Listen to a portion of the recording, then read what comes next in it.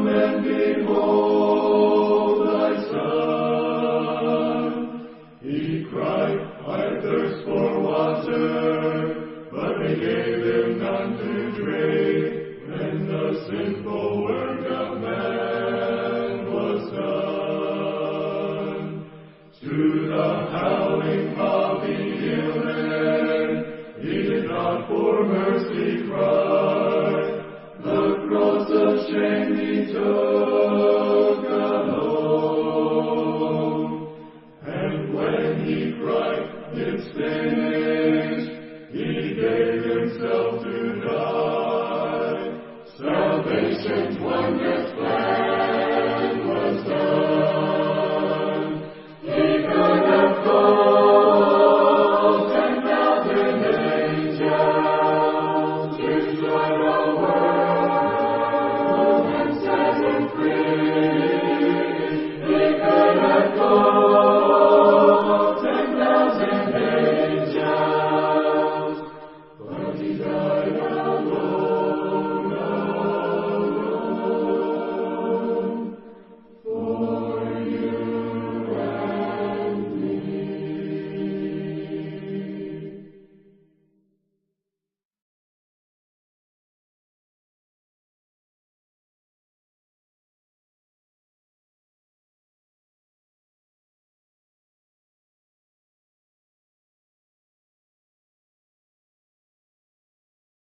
He could have called 10,000 angels, destroy the world and set him free. He could have called 10,000 angels, but he died alone, alone, for you and me. Well, good morning, y'all. How's it going today? Boy, we've had a wonderful big weekend. We had the ladies had Women of Valor over at Camp Ida. While they were doing that, I was over at Arklatex Christian Camp near Lake Bistineau, which is southeast of Bossier City, and there was a youth retreat, 5th through 12th graders, and they had about 45 kids there. So it was nice to see all those Louisiana brethren, and we did 2 lessons there, and then I left and came back here just to get changed and cleaned up a little bit, and then we were on the road to Allen last night or yesterday afternoon for the hockey game. So we have had quite the turnaround in all the directions that we've been going, and so I tell you, it's been a wonderful weekend. It's been rich. And I hope you've had a wonderful weekend as well. I don't have any news to report on anything going on in the congregation, except to say that Denise and Kaylee are going to be worshiping over at Mount Vernon this morning, seeing Kaylee's grandparents and their family that worship over there. So they said they'd see us tonight. And this morning we're continuing our Bible class theme of this material that's in the World Bible School literature in the back of the Bible, and so we're going to continue that. The song that I would like to call your attention to this morning is 945 in the hymnal, hymn number 945. It's Immortal, Invisible, God Only Wise, and it seems like from hymn book to hymn book that changes the lyrics a little bit, and I've had a lyric in my mind for years, but it's not in this version of the song. But I thought that there was enough of the song in here to go along with what we're studying this morning that I thought I'd let you take a look at it this morning. Immortal, invisible, God only wise, in light inaccessible, hid from our eyes, most blessed, most glorious, the Ancient of Days, almighty, victorious, thy great name we praise. Now think about how many attributes of God were right there in that first stanza. And in the refrain. Look at the next verse, verse number 2. Unresting, unhasting, and silent as light, nor wanting, nor wasting, thou rulest in might. Thy justice like mountains high soaring above, thy clouds which are fountains of goodness and love. To all life thou givest, to both great and small. In all life thou livest, the true life of all. We blossom and flourish as leaves on the tree, and wither and perish, but naught changeth thee. Great Father of glory, pure Father of light, thine angels adore thee, all unveiling their sight. All praise we would render, oh help us to see, 'tis only the splendor of light hideth thee. Do you know this song? Who knows this song? Does anybody here know that? It's not common in churches of Christ that I have been in that sing this song. Would you like to try a couple of verses this morning? Would y'all be interested in that? Anybody would not be interested in that? Okay, Jeff is not interested. We'll move on. Thanks for your input. Wade's not interested. He supports Jeff. Okay. All right. This is how it goes. Immortal, invisible, God only wise, in light inaccessible, hid from our eyes. Most blessed, most glorious, the Ancient of Days, almighty, victorious, thy great name we praise. Unresting, unhasting, and silent as light, nor wanting, nor wasting, thou rulest in might. Thy justice like mountains, high soaring above, thy clouds which are fountains of goodness and love. To all life thou givest, to both great and small. In all life thou livest, the true life of all. We blossom and flourish as leaves on the tree, and wither and perish, but naught changes thee. Great Father of glory, pure Father of light, thine angels adore thee, unveiling their sight. We praise thee, would render our help us to see. 'Tis only the splendor of light hideth thee.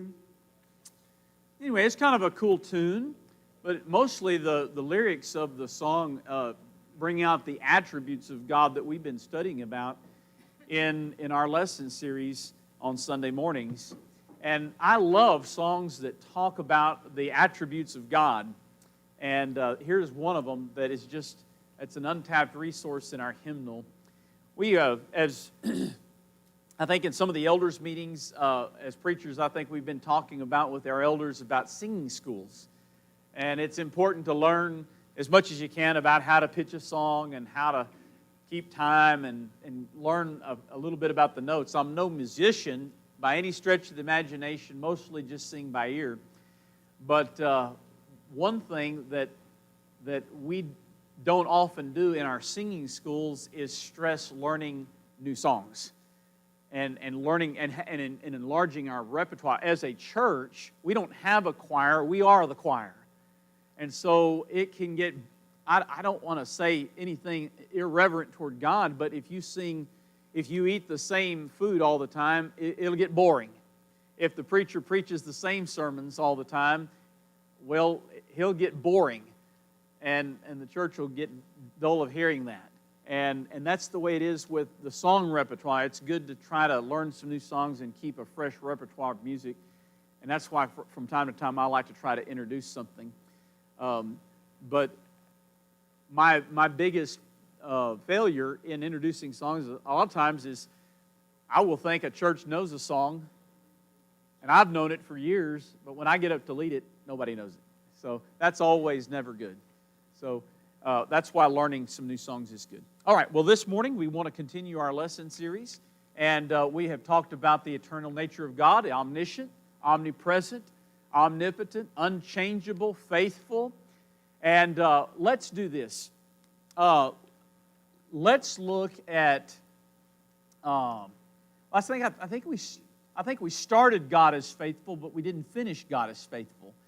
And so what we'll do is we'll start with God is faithful, and then we'll move to some of the other passages.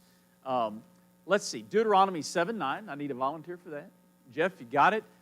Psalm 100 and verse number 5. Susan's got that. Jody, would you take 1 Corinthians 1:9? 1 Corinthians 10:13. Okay, Curtis, you got that? 1 Thessalonians 5:23 and 24. Sandy, you've got that? 1 Thessalonians 3, verse 3. All right, Angie's got that. 1 John 1:9.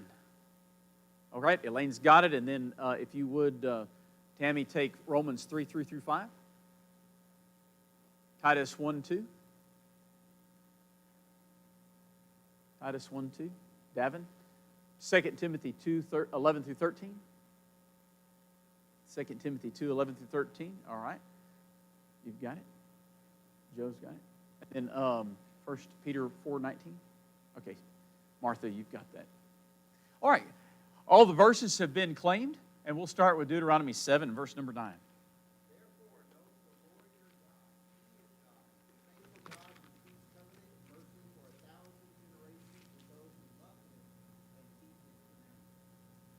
Isn't it cool that the Old Testament was temporary in nature, and yet the principle of the passage is that God never changes in His nature. If He makes a covenant with you, He's going to keep that covenant with you.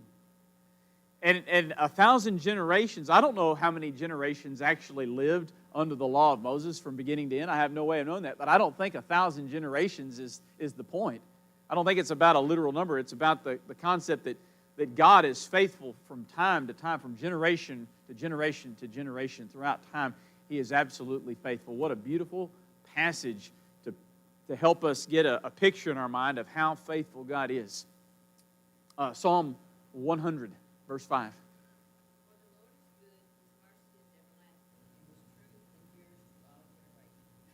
His truth is what? Good. What's everlasting? His mercy. What else is going on forever in that verse?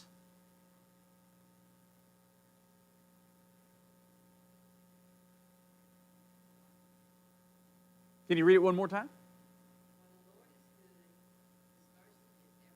Mercy's everlasting. His truth endures to all generations. So what keeps going on and on? His truth keeps marching on. His truth endures forever. That is something that never changes. That God's standard is always true. All right? 1 Corinthians 1:9.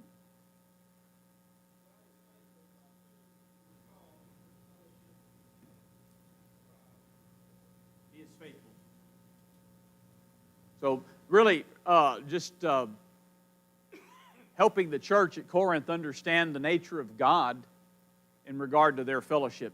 And it's interesting when Paul describes something, or when he's trying to make a point, he brings in all these facts to try to establish the point that he's trying to make. Like why does Paul need to say God is faithful to establish his point in that passage? We already know He is. Why would you think he'd bring that up?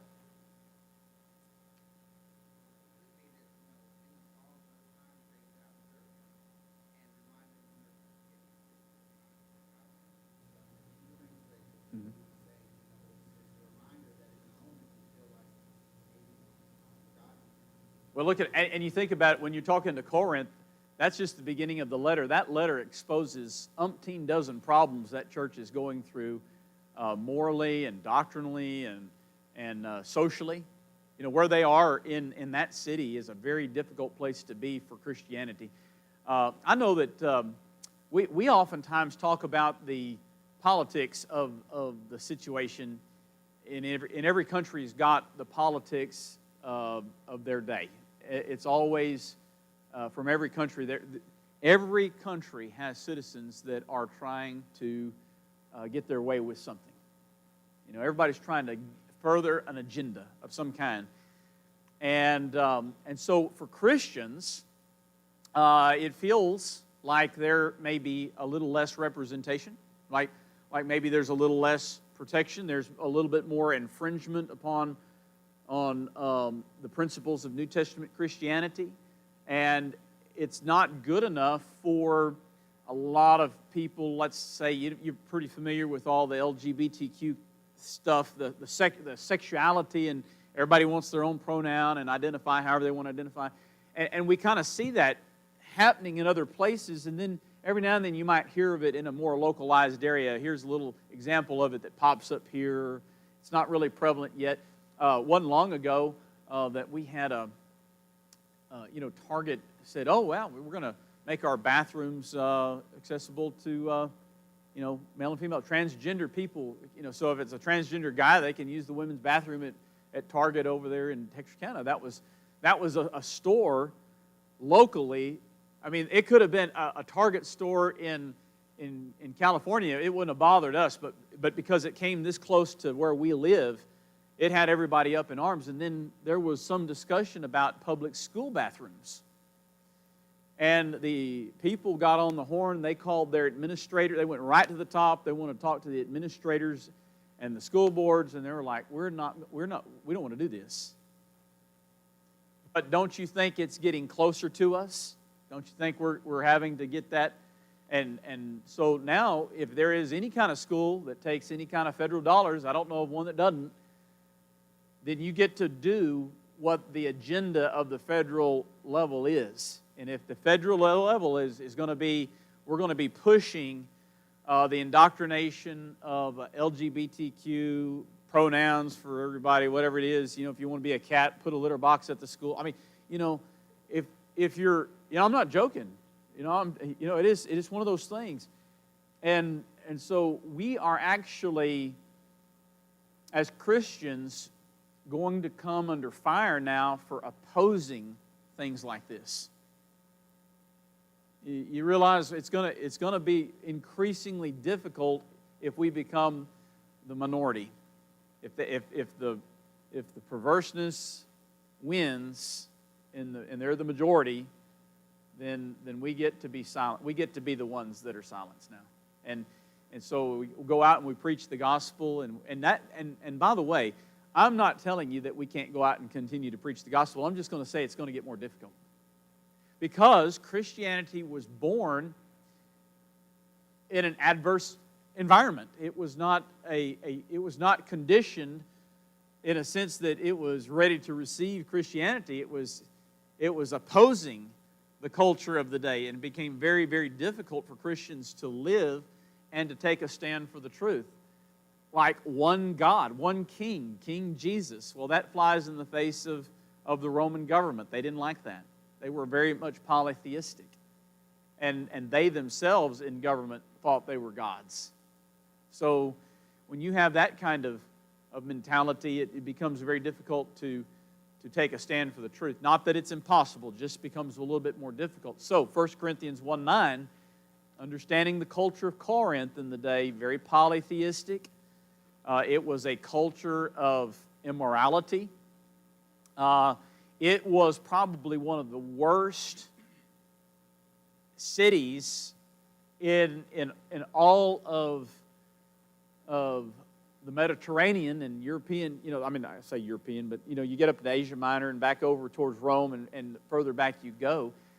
In all of the known world, Corinth was the worst place to live as far as morality was concerned. It was the Sodom and Gomorrah of their day.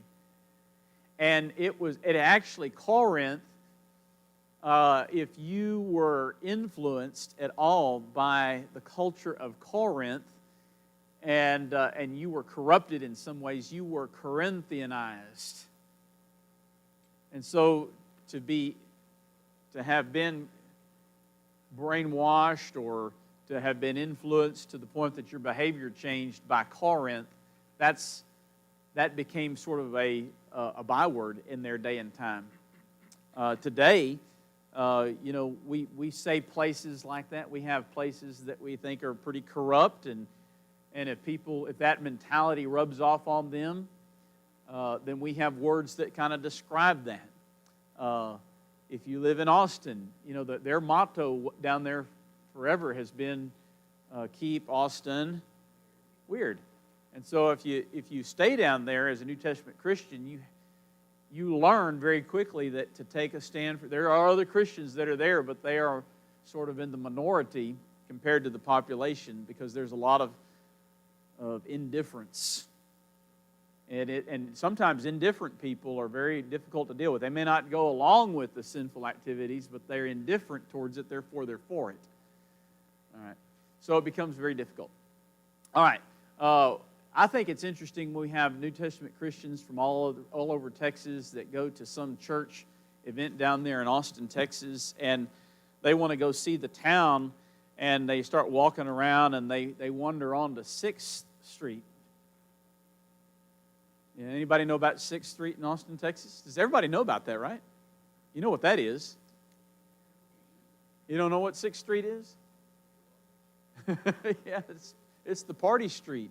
And there's a lot of things down there that you don't want to necessarily want your Christian kids to see. So they come down there and they say, man, we wandered on the 6th Street. Man, you wouldn't, yeah, nobody warned you about that.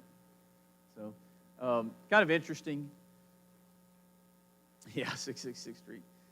All right, what about 1 Corinthians 10:13?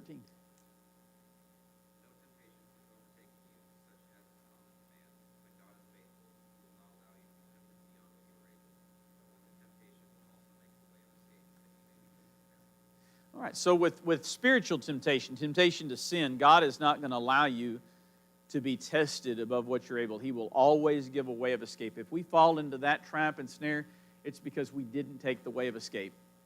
Yeah, that's our choice. All right, 1 Thessalonians 5:23 and 24.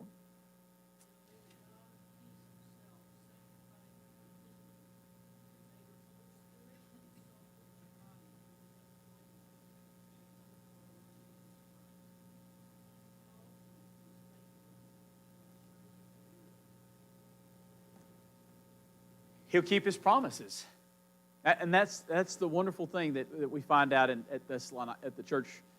The church was learning that lesson. What about 1 Thessalonians 3 and verse 3? Okay, what is it?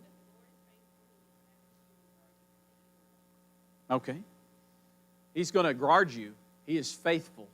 All right. 1 John 1:9.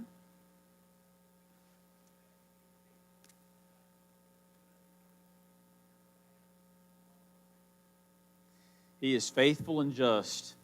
All right. Romans 3. What if some did not believe? Will their unbelief make the faithfulness of God without effect? Certainly not. Indeed, let God be true, but every man a liar, as it is written, that you may be justified in your words and may overcome when you are judged. But if our unrighteousness demonstrates the righteousness of God, what shall we say? Is God unjustified who inflicts wrath?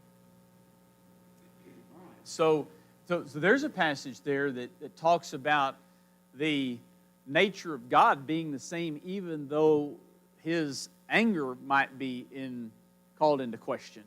Is it consistent to say that God is faithful when he gets angry? All right, what about Titus 1:2?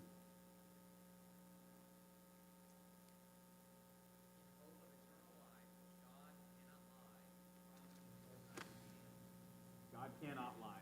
He can do all things, but he cannot lie. 2 Timothy 2:11 through 13.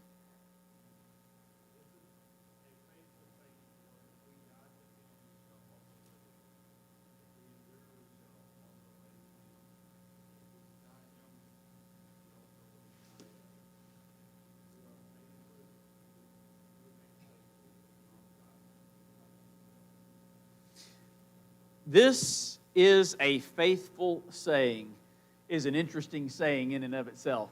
Anybody Jeff, you want to weigh in on that one? Oh, he has like 6 of them, and that's just like almost like Jesus was saying, he who has ears to hear, let him hear. I mean, all God's words, scripture, inspired, but like, listen up. Yeah, it's a listen up statement. This is a faithful saying and worthy of all acceptation, right? This is something that you can hang your hat on. It's a peg. It's something you can believe. it's a statement of faith is really what it is. We talk about statements of faith, and that's one of those things. We say we don't believe in creeds, no creed but the Bible, but that is kind of one. It's that same concept. It's a statement of faith. It's something that is it's not the only one there is in the Bible, but it is a statement of faith and a testimony to God's nature in this regard. What about 1 Peter 4:19? Therefore, let those who suffer according to God's will entrust their souls to a faithful Creator while doing good. A faithful Creator. So you're going to entrust your soul to a faithful Creator. Now, look at the descriptions of God in all of these that indicate that God is faithful. This is a repetitive concept that we're supposed to learn from, and what we need to know about our God is that He is unchangeable, that He is omnipotent, that He has all powerful, that He is all faithful. Let's see, there it is. He is eternal, and that He knows everything, and He is everywhere, and He has all power. These are things we need to remind ourselves of about who our God is all of the time. Now, let's look at a few more. And I don't have all the scriptures written up there, but let's look at jealous. And I've got them right here. Exodus 20 and verse number 5. Let's have some more volunteers for scriptures. Exodus 20 and verse number 5. Oh, okay, Brett. And then Brenda, would you take Exodus 34:14? And then Deuteronomy 4:24. All right, Mario, you got that? Deuteronomy 4:24. Joshua 24:19. Joshua 24:19. All right, Kathy, you've got it. Let's see, Matthew 6:33. All right, Sandy's got it. And then and Jody, if you would take Hebrews 10:31. And then I need a Hebrews 12:29, Jeff, and then a James 4:4. All right, Davin. Very good. All right. This one is God is jealous, a jealous God. Jealousy, we normally think in terms of being a bad thing. You know, a jealous wife, a jealous husband. The jealous part isn't so much of a problem unless there's a lack of trust. All right, that's when our jealousy becomes a problem, and that's usually what we think of when there's marital problems and there's a lack of trust, not founded on anything. It's just that they're geared towards not trusting, and therefore they're jealous. They're always investigating everybody's motive for everything that's said or done because they don't trust. All right, so jealous. But when we talk about jealous God, what are we talking about? Let's look at this passage, or these passages. Exodus 20 and verse number 5.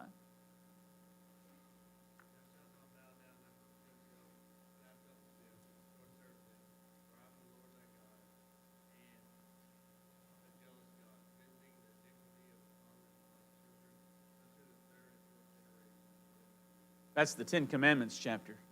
Idolatry is gone. You got to get rid of idolatry as a people. If you're going to be my people, says the Lord, I'm your deliverer. I'm your God. There is no other God before me. I'm their only God. There is no other gods. Don't worship other gods because they're just figments of your imagination. All right? Don't be cheating on me with other gods. It's kind of what he's saying. And the idea of God being in a relationship with Him that's like marriage, kind of like Jesus in the church. That's the picture of it over there in the Old Testament as well. And God says, you cannot have other gods and me at the same time. You're married to one God. That's it. And any other relationship with any other God is spiritual adultery. Isn't that right? So, you know, you're going to be hanging out with a bunch of people that are polytheistic. They're a bunch of spiritual adulterers. Don't you get caught up in all of that. And, of course, it was their weak spot. And so God says at the onset, He says, I just want you to know I'm a jealous God, and I want to be the one and only in your life. Make sense? All right. What about the next verse? Let's see. We've got Exodus 34:14.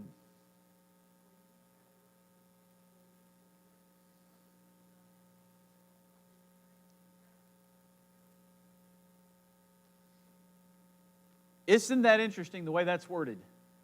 He's a jealous God. Some people look at that and they think, I can't believe my God's a jealous God. Well, no, he's a jealous with a righteous jealousy. You don't want your spouse to be with any other person but you. Isn't that right? Anybody in here don't mind? If there's anybody in the church that doesn't mind if their spouse has multiple partners, we need to have Bible study. You might need to get some counseling. But if you can understand that principle, then you can understand what God is saying here. All right? Deuteronomy 4:24. For the Lord your God is a consuming fire, a jealous God. A consuming fire and a jealous God. That is interesting because he ties two concepts together. A consuming fire is not the emphasis on his grace and his mercy. The emphasis is on his wrath. The consuming fire, that nature of all consuming, he's going to take it all up. And that is so interesting. Joshua 24:19. Okay. You want to be able to hear it? Okay. Then Joshua said to the people, you will not be able to serve the Lord if you serve any other God, for he is a holy God. He is a jealous God, demanding what is rightfully and uniquely his. He will not forgive your transgression of his law or your sins. Now, the first passages that we read is where God is self-identifying as a jealous God. In Joshua 24:19, this is the first testimony that we have in Scripture that God is a jealous God. So now Joshua is testifying to these people. He is preaching to these people that he's saying the nature of our God is that he is a jealous God. Don't be unfaithful to him. It will not go well for you. All right? We'll move on to the next one, Matthew 6:33.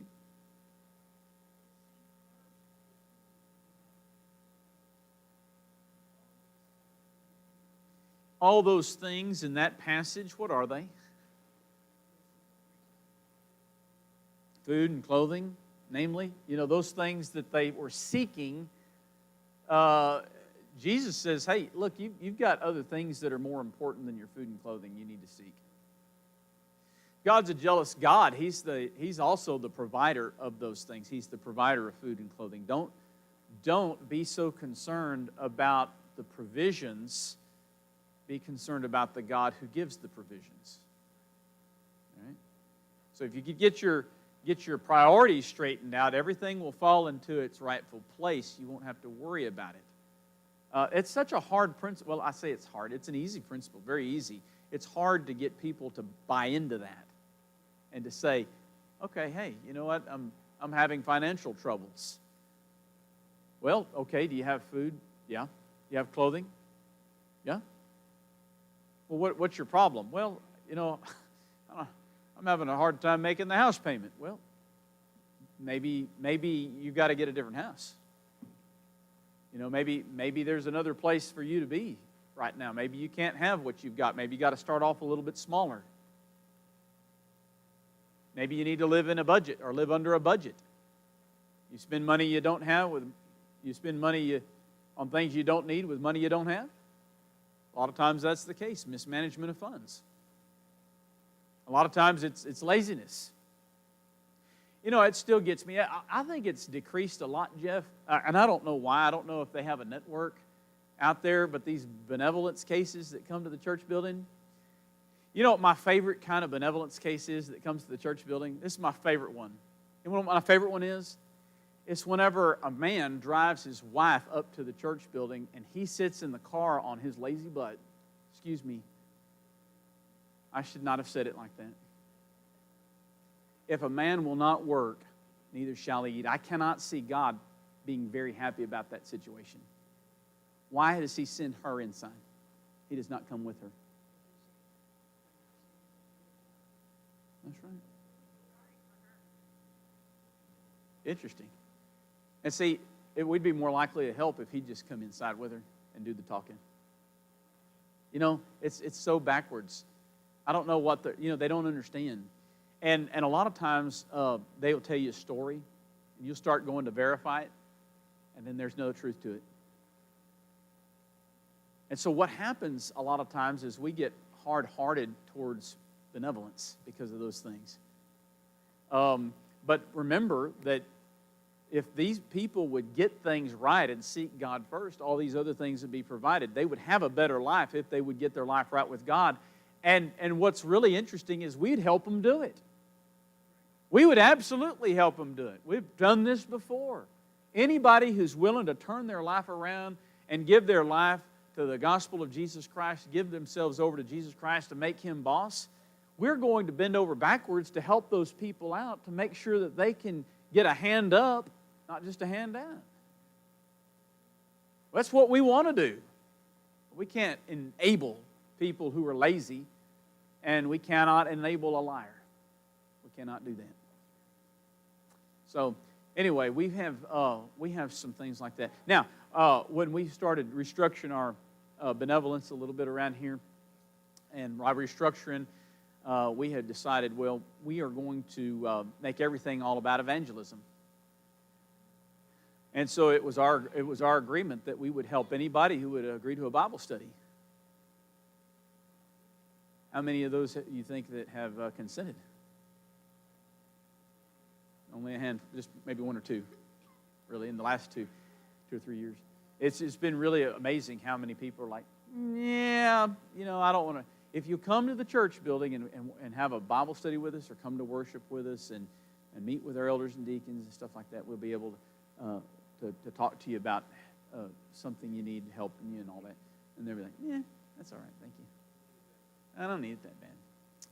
So it's weeded a lot of people out. On the other hand, it has saved us a ton of money in the sense that whenever we have natural disasters and we have tornadoes that level people's homes, that we're able to pack some power contributions into those things and really help people in a substantial way, and and to do different types of benevolence, not just throwing $50 and $100 at people who just come through and never want to have anything to do with you again.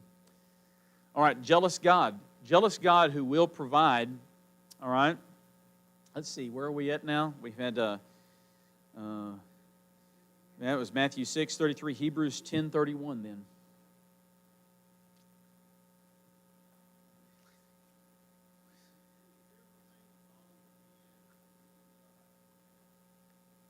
It's a fearful thing to fall in the hands of the living God. 12:29 then. Okay.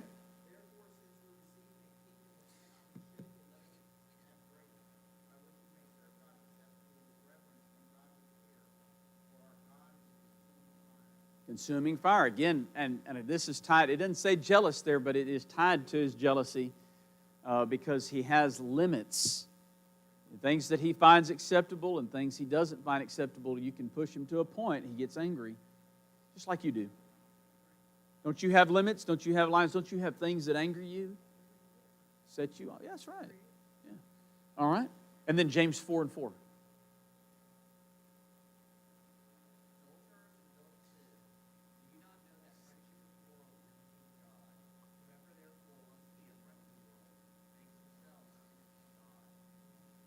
Oh, friend of the world, enemy with God. You can't have a compromising relationship with God. Now, there's a difference in caring about the people that are lost. All right? Jesus was a friend of sinners. The Bible says that. But when you make friendship with the world, that's a different context. That's talking about trying to be worldly and also having a relationship with God. This is like the Jewish people. So many of the Jewish people of the captivity, people that went into captivity, they were polytheistic. And they weren't going to survive. Only a remnant would. Whenever the remnant came out, Ezra and Nehemiah go back to rebuilding the walls of Jerusalem. And there's all kinds of people that were inhabiting the land that were not Jews. There were other territories that were under governors like Sanballat and Tobiah. And those guys, they were not friendly towards the Jews. They really didn't think they had permission from the king to be doing what they did. We're going to tell on you. We're going to tell Artaxerxes what you're doing. Well, it's not going to work because Artaxerxes sent them there. Nehemiah had his permission. But there were people there that were trying to make some trouble for them. And there were Jews that sort of were weak towards those enemies and wanted to form an alliance with them. They wanted to have a sort of relationship with them. And these people that said, hey, we're your friends, these foreigners, said, well, we believe in the God that you believe in. Well, it wasn't that, and we sacrificed to the God you sacrificed to. Well, it's only because they thought that He was the God over the land in which they dwelt, but it wasn't because they believed that He was the one and only true and living God and that they were pledging their life and allegiance to Him only. No, they were polytheistic. They believed in a plethora of other gods as well. That was the problem. And for the Jews to go back and try to rebuild there and not realize who these people are in their faith was to allow poison to come back into the camp and infiltrate the minds of the Jewish people all over again, and they'd be back to square one. And God says, you can't have it. That's why you see them terminating mixed marriages. Yes, sir.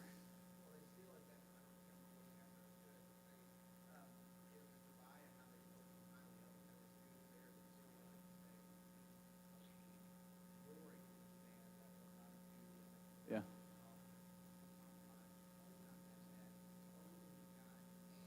Yeah. Well, and when you intermarry with those people as well, it's going to make it hard not to compromise. Yeah. Makes it very difficult. All right, well, we're going to stop right there on jealous God, number 7. That's a nice biblical number. We'll start with number 8 this next Lord's Day, if the Lord wills. We'll start right there. If you have not secured a copy of the World Bible School Study Bible and would like one, please see me, and I will make sure you get a copy.